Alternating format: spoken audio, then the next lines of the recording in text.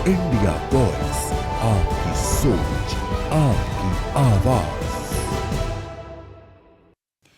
नमस्कार, खबर India voice में आप सभी का स्वागत है। मैं हूं आपके साथ प्रज्ञा मिश्रा। बुलेटिन की शुरुआत करेंगे बड़ी और अहम खबर के साथ। तो सबसे पहले बात कर लेते हैं यूपी से जुड़ी एक बड़ी खबर। आपको बता दें, यूपी सरकार ने हड़ताल पर 6 महीने का बैन लगा दिया है। प्रदेश में अगले 6 महीने हड़ताल पर रोक होगी। योगी सरकार का यह बड़ा निर्णय, हड़ताल निषेध, राज्य भर में हड़ताल पर अब रोक लगेगी। श्रमिक आंदोलन पर 6 महीने का प्रतिबंध, वहीं यूपी में हड़ताल रोकने का आदेश जो है योगी सरकार की तरफ से जारी कर दिया गया है। तो उत्तर प्रदेश सरकार ने राज्य में हड़तालों पर अगले 6 महीने तक रोक लगाने का बड़ा निर्णय लिया है। योगी आदित्यनाथ की सरकार ने इस संबंध में आदेश जारी करते हुए कहा कि प्रदेश भर में किसी भी सरकारी या गैर सरकारी संगठन द्वारा हड़ताल आयोजित नहीं की जा सकेगी।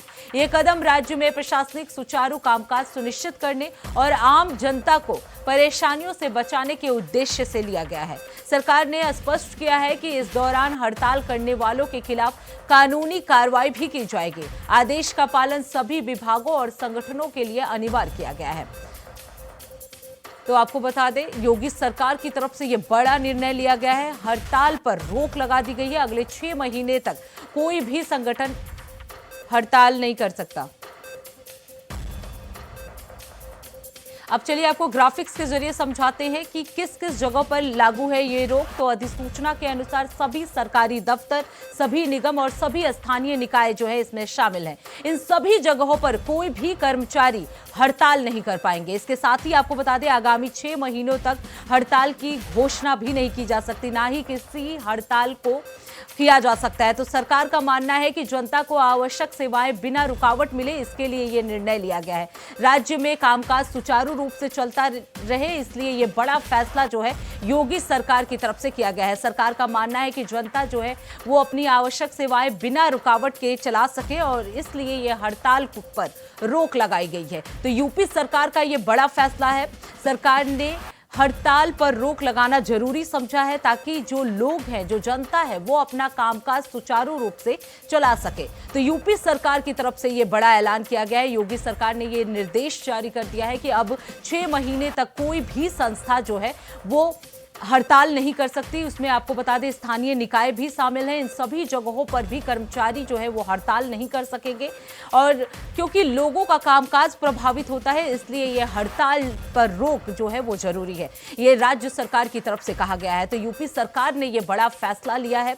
आपको बता दें, आगामी यानी आने वाले 6 महीनों तक कोई भी संस्था, चाहे वो प्राइवेट हो, सरकारी हो, कोई भी संस्था जो है वो 6 महीनों तक हड़ताल नहीं कर सकती। इसको लेकर योगी सरकार की तरफ से यह बड़ा निर्णय लिया गया है।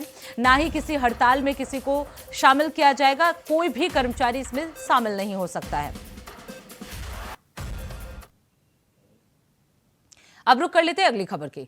आंध्र प्रदेश में बड़ा सड़क हादसा हो गया है। आपको बता दें, प्राइवेट बस जो है वो खाई में गिर गई है, जिससे 9 लोगों की मौत हो गई है।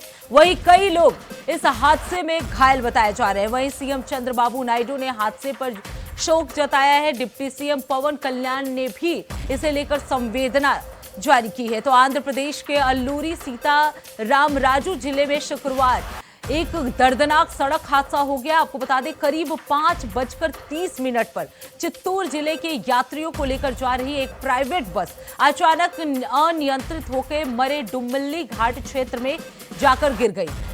आपको बता दें, ये हादसा तुलसी पाकालू गांव के पास हुआ, जहां सड़क संकरी और मोड़ों पर पानी भरा हुआ था। बस में कुल 35 यात्री थे। चालक और क्लीनर मिलाकर संख्या जो है वो कुल 37 थी।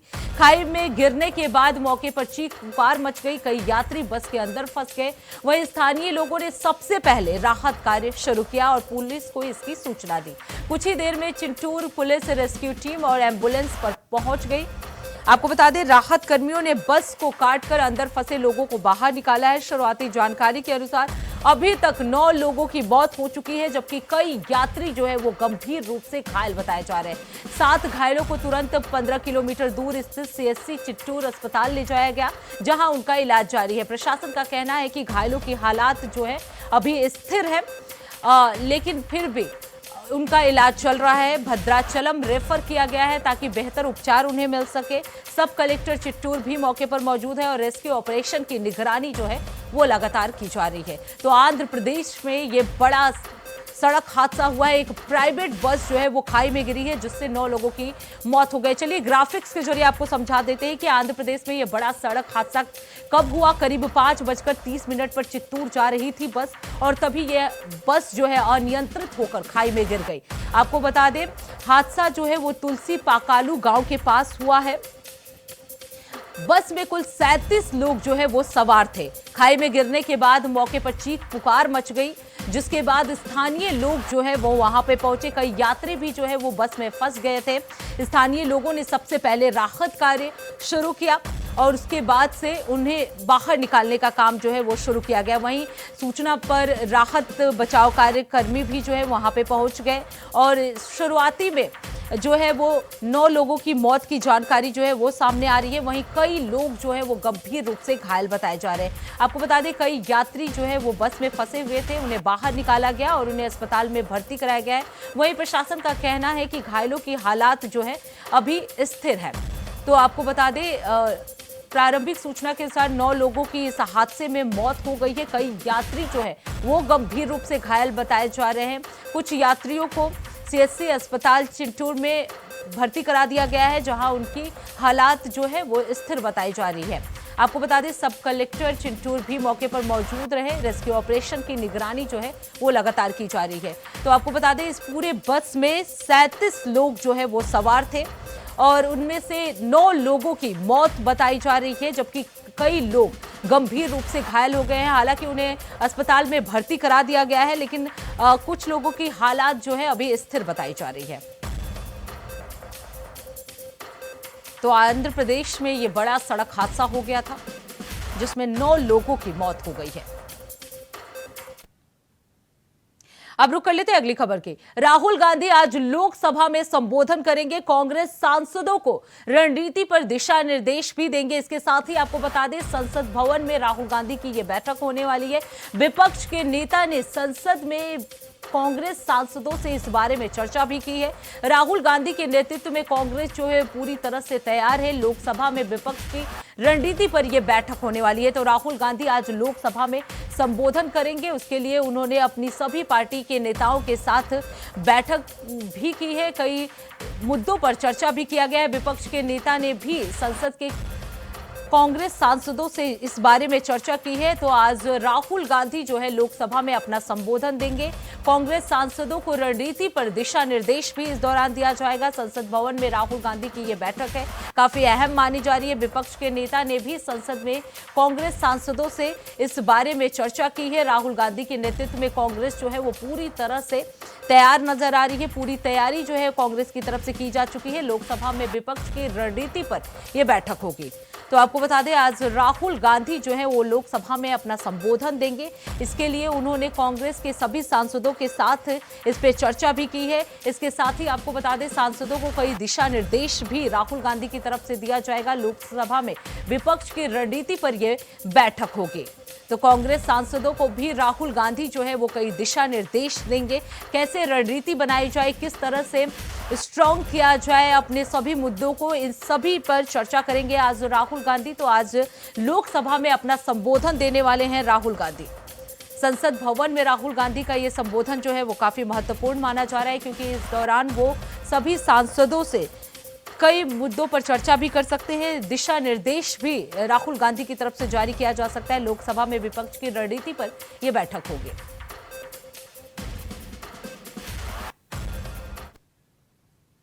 अब रुक कर लेते हैं अगली खबर की। बॉलीवुड की जानी मानी अभिनेत्री हेमा मालिनी ने अपने पति और अभिनेता धर्मेंद्र के निधन के बाद पहली बार भावुक होकर अपने दर्द का इजहार किया है। उन्होंने कहा कि धर्मेंद्र का जाना उनके लिए एक अविस्मरणीय सदमा है। हेमा ने बताया कि ये सिर्फ पति पत्नी का रिश्ता नहीं बल्कि एक गहरी दोस्ती थी जो समय की कसौटी पर खड़ा उतरती थी। उन्होंने कहा कि पूरी दुनिया धर्मेंद्र के निधन पर शोक मना रही है, लेकिन उनके लिए ये अतुलनीय क्षति है। हेमा मालिनी की भावनाएं उनके फैंस और बॉलीवुड जगत को भी भावुक कर रही है। चाणूरमर्दनम देवकी परमानंदम कृष्णम वंदे जगद्गुरुम।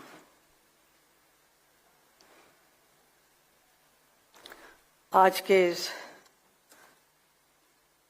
प्रार्थना सभा में आप सबका स्वागत करते हुए मैं बहुत ही भावुक हो रही हूं। मैंने कभी नहीं सोचा कि मेरी जिंदगी में ऐसा एक पल आएगा जब मुझे भी एक शोक सभा रखनी होगी, और वो भी मेरे धर्म जी के लिए। The whole world is mourning his passing away, but for me it is an inconsolable shock. Don't do it.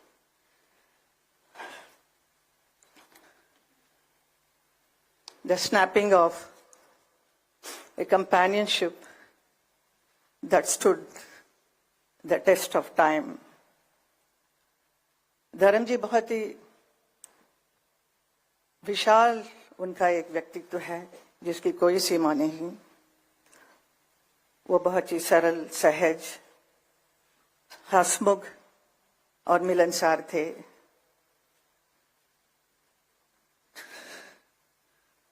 प्रसिद्धता की शिखर पर होते हुए भी वो कभी अपने आप को अलग नहीं समझे, हमेशा जमीन से जुड़े हुए थे। उनका यही एक गुण सबको भाता था। वो किसी भी वर्ग के लोग हो, बड़े छोटे, अमीर गरीब, अपना पराया, सबके साथ बहुत प्यार, मोहब्बत और सम्मान के साथ बात करते। अब रुक कर लेते हैं एक और बड़ी खबर की। लखनऊ से जुड़ी इस वक्त की एक बड़ी खबर आपको बता दें, एलडीए का बड़ा एक्शन देखने को मिला है। 8 अवैध प्लांटिंग को ध्वस्त किया गया है। लखनऊ में गोसाईगंज काकोरी में ये पूरा बुलडोजर चला है। 60 बीघा में अवैध प्लांटिंग पर एलडीए ने यह बड़ी कार्रवाई की है। आपको बता दें, एलडीए जोन 1 और जोन 3 की टीम ने यह ध्वस्तीकरण किया है। लखनऊ में अवैध निर्माणों के खिलाफ प्रशासन की ये सख्ती जो है वो देखने को मिली है। तो लखनऊ में एलडीए की यह बड़ी कार्रवाई है। 8 अवैध प्लांटिंग को ध्वस्त किया गया है। आपको बता दें, प्रवर्तन जोन 1 और जोन 3 की टीम ने कड़ी ध्वस्तीकरण की ये पूरी कार्रवाई की है। लखनऊ में विकास प्राधिकरण यानी एलडीए ने अवैध प्लांटिंग के खिलाफ बड़ी और कड़ी कार्रवाई करते हुए गोसाईगंज और काकोरी इलाकों में 60 बीघा भूमि पर हो रही 8 अवैध प्लांटिंग को ध्वस्त कर दिया। एलडीए की जोन 1 और जोन 3 की टीम ने बुलडोजर की मदद से अवैध निर्माणों को नष्ट किया जो शहर के नियोजित विकास के लिए खतरा थे। ये कार्रवाई ये साबित करती है कि एलडीए अब किसी भी प्रकार की अवैध प्लांटिंग को सहन नहीं करेगा और शहर में केवल वैध विकास को ही बढ़ावा दिया जाएगा। प्रशासन का कहना है कि ये कार्रवाई भविष्य में अवैध निर्माण को रोकने के लिए एक मजबूत संदेश है। एलडीए के अधिकारी ये भी सुनिश्चित करेंगे कि सभी निर्माणों को नियमों के तहत किया जाए ताकि शहर का विकास योजनाबद्ध यानी प्लानिंग वे में हो सके। तो आपको बता दें, एलडीए की तरफ से ये बड़ी कार्रवाई की गई है। लखनऊ में गोसाईगंज काकोरी में ये बुलडोजर चला है। 60 बीघा में अवैध प्लांटिंग पर एलडीए ने ये बड़ी कार्रवाई की है। 8 अवैध प्लांटिंग को ध्वस्तीकरण किया गया है। बुलडोजर एक्शन जो है वो एलडीए की तरफ से चलाया गया है। तो ये बड़ी जानकारी, बड़ी अपडेट आपको हम बता दें, लखनऊ में एलडीए की टीम ने ये बड़ा एक्शन किया है। एक बड़ी कार्रवाई जो है एलडीए की तरफ से की गई है। 8 अवैध प्लांटिंग को ध्वस्त किया गया है। अवैध निर्माणों के खिलाफ प्रशासन का ये बुलडोजर जो है वो चलाया गया है। अब रुक कर लेते हैं अगली खबर की। खबर महाराजगंज से है, जहां पनियरा नगर पंचायत के कृष्णा नगर वार्ड में बच्चों की मामूली कहासुनी ने गंभीर रूप ले लिया। आपको बता दें, बात परिजनों तक पहुंची तो दोनों पक्षों में मारपीट तक हो गई। बीच बचाव करने पहुंचे वृद्ध रामवृक्ष धक्का मुक्की में घायल हो गए। उन्हें अस्पताल ले जाया गया, जहां डॉक्टरों ने उन्हें मृत घोषित कर दिया। सूचना पर पहुंची पुलिस ने शव को कब्जे में लेकर कार्रवाई शुरू कर दी है। आपको बता दें, ये घटना कृष्णा नगर वार्ड की बताई जा रही है और अब इस मामले की जांच जो है वो लगातार जारी है।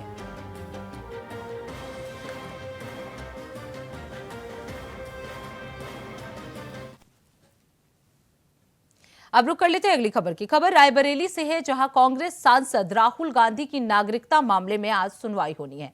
बेंगलुरु के एक बीजेपी कार्यकर्ता द्वारा दाखिल परिवाद पर एमपी एमएलए कोर्ट में आज बहस जारी रहेगी। आपको बता दें, ये मामला जज विवेक कुमार की अदालत में सुना जाएगा, जहां दोपहर 3 बजे सुनवाई निर्धारित है। अदालत क्या रुख अपनाती है, इस पर भी अब सभी की निगाहें टिकी हुई हैं। तो एमपी एमएलए कोर्ट में आज सुनवाई होगी। राहुल गांधी को लेकर ये सुनवाई होनी है। करीब 3 बजे ये सुनवाई होगी। सबकी निगाहें जो है इस सुनवाई पर टिकी हुई हैं। तो रायबरेली एमपी एमएलए कोर्ट में आज भी बहस जो है वो जारी रहेगा। बीजेपी कार्यकर्ता ने राहुल गांधी के खिलाफ ये परिवाद अर्जित कराई थी। राहुल गांधी की नागरिकता की से जुड़ा ये पूरा मामला है, जिस पर आज सुनवाई होनी है। लगभग 3 बजे के आसपास ये सुनवाई होगी।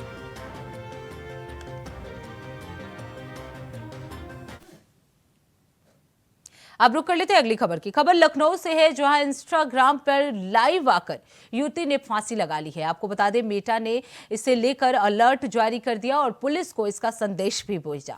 वहीं सूचना मिलते ही 8 मिनट के अंदर पुलिस पहुंच गई। आपको बता दें, मेटा अलर्ट ने युवती को चादर से फंदा बनाते देखकर पुलिस को अलर्ट भेज दिया था। हालांकि जब मौके पर पुलिस जो है वो पहुंची, तब तक युवती ने फांसी लगा लिया था। युवती को अस्पताल में भेजा गया, जहां डॉक्टरों ने उसे मृत घोषित कर दिया। तो आपको बता दें, इंस्टाग्राम पर लाइव आकर युवती ने फांसी लगाई, लेकिन इसे लेकर मेटा ने अलर्ट जारी कर पुलिस को इसका संदेश भेज दिया। ये पूरा मामला जो है वो लखनऊ के विभूति खंड थाना क्षेत्र का बताया जा रहा है।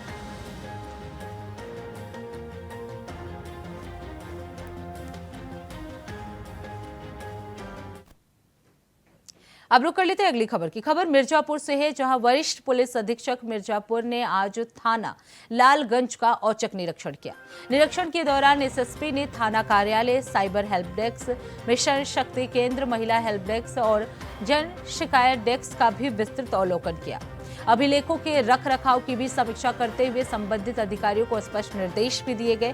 साथ ही फरियादों के साथ विनम्र व्यवहार रखने के लिए टाइम टेबल और गुणवत्तापूर्ण निस्तारण को भी सुनिश्चित किए जाने के आदेश जो है वो एसएसपी की तरफ से दिए गए। तो आपको बता दें, एसएसपी ने लालगंज में ये औचक निरीक्षण किया, जहां उन्होंने सभी डेस्क को, चाहे वो कार्यालय डेस्क हो, हेल्प डेस्क हो, अभिलेखों की भी समीक्षा की और फरियादों से विनम्र व्यवहार के निर्देश भी अधिकारियों को दिए। जो पुलिस रेगुलेशन है उसमें एक रेगुलर एक्टिविटी होती है, एक औचक निरीक्षण और एक वार्षिक निरीक्षण। अभी औचक निरीक्षण हो, इसके बाद वार्षिक निरीक्षण भी शुरू होगी अलग अलग थानों की, सर्कल्स की। और कुछ ऑफिसर्स हम इसमें बुलाए थे जो मोनली देहात क्षेत्र को देखते हैं, हमारे ऑपरेशन एरियाज़ को देखते हैं। आने वाले जो भी समय है, आने वाली जो टाइम है, उसके देखते हुए जो मेजर हमारे क्राइम्स हैं, जो गवर्नमेंट की प्रायोरिटीज़ हैं, उनके बारे में इनको बताया गया, उनका फीडबैक लिया गया, उनको डायरेक्शंस दिए गए, ताकि जो प्राथमिकता है उसमें वो काम करें और पूरे एरिया को अपराध से मुक्त रख सकें। अब रुक कर लेते हैं अगली खबर की। खबर सुल्तानपुर से है, जहां अवैध टैक्सी संचालन के खिलाफ पुलिस ने बड़ी कार्रवाई की है। आपको बता दें, नगर कोतवाली क्षेत्र के पयागीपुर इलाके में एसएसपी अखंड प्रताप सिंह के नेतृत्व में छापेमारी के दौरान 15 वाहनों को जब्त कर लिया गया है। नगर कोतवाल धीरेज कुमार, दरोगा यशवंत द्विवेदी और अन्य पुलिसकर्मी भी जो है वो मौके पर मौजूद रहे। छापेमारी में अर्टिगा समेत अन्य निजी वाहन अवैध रूप से सवारियां ले जाते हुए नजर आए, जो बिना वैध परमिट टैक्सी के रूप में संचालित हो रहे थे। सीओ सिटी सौरभ सामंत ने भी बताया कि अमहट और पयागीपुर से लगातार शिकायतें मिल रही थी। शुरुआती कार्रवाई में 10 वाहन जब्त किए गए हैं, वहीं बाद में 5 और वाहन भी शामिल हुए। इस कार्रवाई में पहले 26 नवंबर को अमहट में एक अवैध टैक्सी स्टैंड संचालक ने अधिवक्ता पर हमला किया था, जिसे लेकर आरोपी काजिम हुसैन गिरफ्तार किया गया था। पुलिस अवैध टैक्सी संचालन में शामिल सभी लोगों की पहचान कर कानूनी कार्रवाई कर रही है। तो सुल्तानपुर में अवैध टैक्सी स्टैंड पर पुलिस की बड़ी छापेमारी जो है वो देखने को मिली है। 15 वाहनों को जब्त किया गया है। पयागीपुर क्षेत्र में ये अवैध संचालन चल रहा था, जिस पर पुलिस ने ये बड़ी कार्रवाई की है। वहीं काजिम हुसैन और उसके सहयोगियों के खिलाफ भी कार्रवाई की जा रही है। पुलिस ने ट्रैफिक कर्मियों की संलिप्तता की भी जांच शुरू कर दी है। सुल्तानपुर में विभिन्न माध्यमों से जन शिकायत प्राप्त हो रही थी कि अमहट और पयागीपुर पे अवैध तरीके से वाहन संचालन किए जा रहे हैं, जिसके संबंध में पुलिस अधीक्षक महोदय के मार्गदर्शन में अपर पुलिस अधीक्षक महोदय मेरे द्वारा एवं कोतवाली नगर के इंस्पेक्टर के द्वारा छापेमारी की गई और सघन चेकिंग की गई, जिसमें 10 वाहन क्या कहते हैं वो अवैध तरीके से संचालित करते हुए पाए गए, जिसके खिलाफ अग्रिम विधि कार्रवाई की जाए। अब रुक कर लेते हैं अगली खबर की। खबर अंबेडकर नगर से है, जहां कोडिन युक्त कप सिर्फ मामले में एक बड़ी कार्रवाई हुई है। आपको बता दें, जलालपुर कोतवाली पुलिस ने नसीम हैदर को इस मामले में गिरफ्तार कर जेल भेज दिया है। मामले की शुरुआत तब हुई जब औषधि निरीक्षक शैलेंद्र सिंह ने न्यू अब्बास फार्मा द्वारा प्रतिबंधित कोडिन युक्त दवाओं की बड़ी मात्रा में खरीद बिक्री करने की जानकारी मिलने पर एफआईआर दर्ज की और मेडिकल स्टोर को सीज कर दिया। जांच में पता चला कि न्यू अब्बास फार्मा ने कई मेडिकल स्टोरों को कोडिन युक्त दवाइयां सप्लाई करने की कोशिश की। हालांकि सभी मेडिकल स्टोर संचालकों ने इस बात से इनकार किया है। आरोपी नसीम हैदर को जलालपुर पुलिस ने गिरफ्तार कर न्यायालय में पेश किया है और जेल भी भेज दिया है। आपको बता दें, पुलिस और औषधि निरीक्षक इस मामले की गहनता से जांच कर रहे हैं ताकि अवैध दवा बिक्री में शामिल अन्य लोगों की भी पहचान कर कानूनी कार्रवाई की जा सके।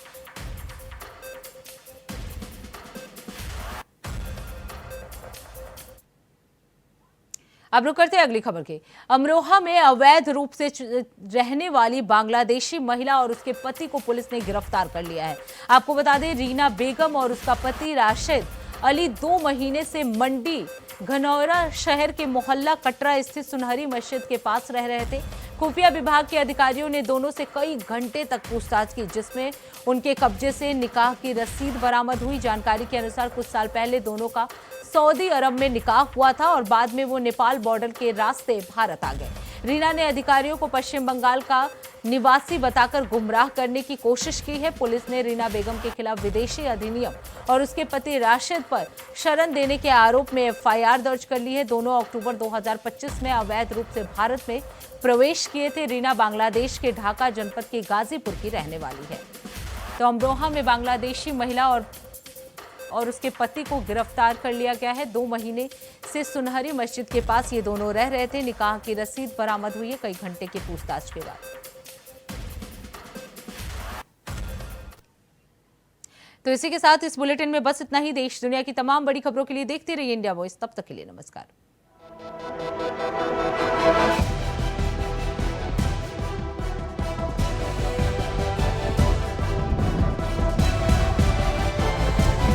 इंडिया वॉइस, आपकी सोच, आपकी आवाज।